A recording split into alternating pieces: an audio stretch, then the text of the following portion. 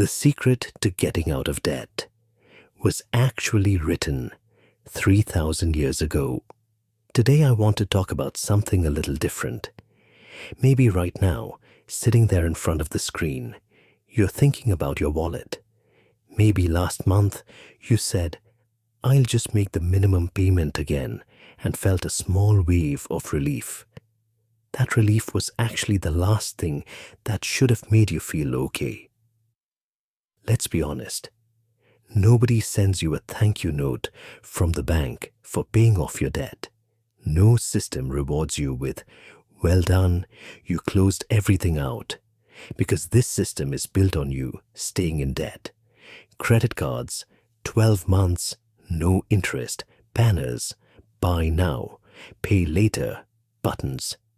They're all selling the same thing, the illusion of ownership. While you think you own something, you're actually handing over your future labor to someone else in advance. I'm obviously not the first person to notice this. Solomon saw it thousands of years ago. What Solomon saw? Proverbs 6, 1-3 says something like this: "My son, if you have put up security for your neighbor, if you have shaken hands in pledge for a stranger, you have been trapped by what you said. So do this. Go humble yourself, plead with your neighbor, don't delay." What catches my attention here isn't actually the word delay. The language Solomon uses is the language of urgency. It's like there's a fire and he's saying, "Bring the water now." Because he knows that every day you spend under an obligation is a day that slowly erodes your ability to decide, to act, to build. And this isn't just about money. Proverbs 12:25 says, "Anxiety weighs down the heart." You know that weight, don't you? Those moments at 3 a.m. when you can't sleep and you're running numbers in your head. Those tense moments at the dinner table when the conversation quietly turns into who's paying what this month. Debt walks into your life and starts rearranging the furniture without asking. So where did it start? Ask yourself an honest question. Did this debt happen suddenly? Or did it build up over months through spending that felt normal at the time? If it's the second one, the problem isn't the numbers, it's the habit. The reflex to spend as a way of soothing restlessness. That's the root that actually needs to be cut.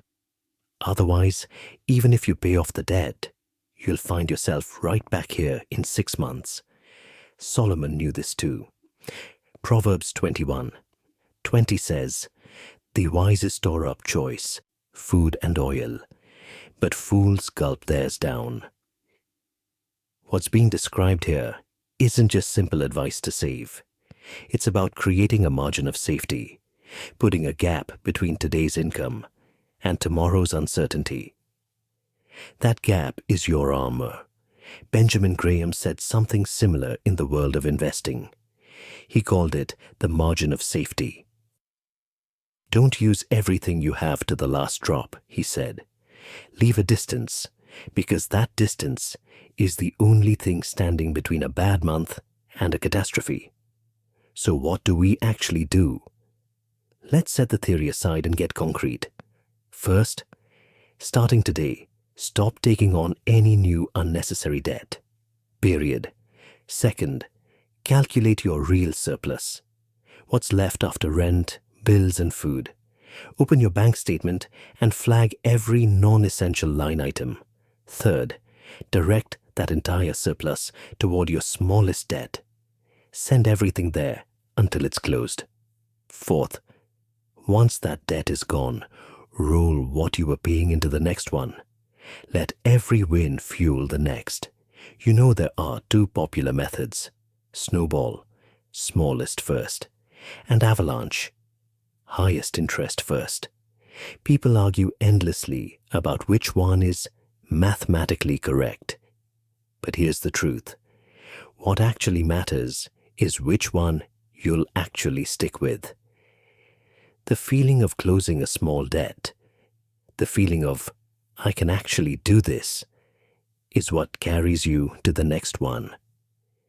Proverbs 13:12 says, "Hope deferred makes the heart sick, but a longing fulfilled is a tree of life." You need to see progress. You need to be able to hold it in your hands. You need to see a real zero on the screen. The real point.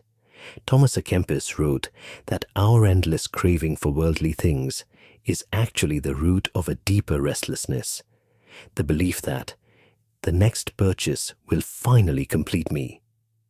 That belief is the most expensive thing you'll never see on a statement. C.S. Lewis said something similar. Nothing we hold is truly ours. We're only managers of it. That perspective changes everything, because a manager acts knowing they'll have to account for their choices. And once you see it that way, you stop spending the future for the comfort of the present, because that future was never yours to spend. Final word. Today, decide to manage your financial life differently. Let the gap between what comes in and what goes out grow. Treat every obligation with the urgency Solomon described, and act like a manager, because that's exactly what you are. Remember that line from Proverbs 3:9-10. Honor the Lord with your wealth, with the fur. This channel is all about unlocking those timeless codes of wealth for you. Hit subscribe so you don't miss a single code.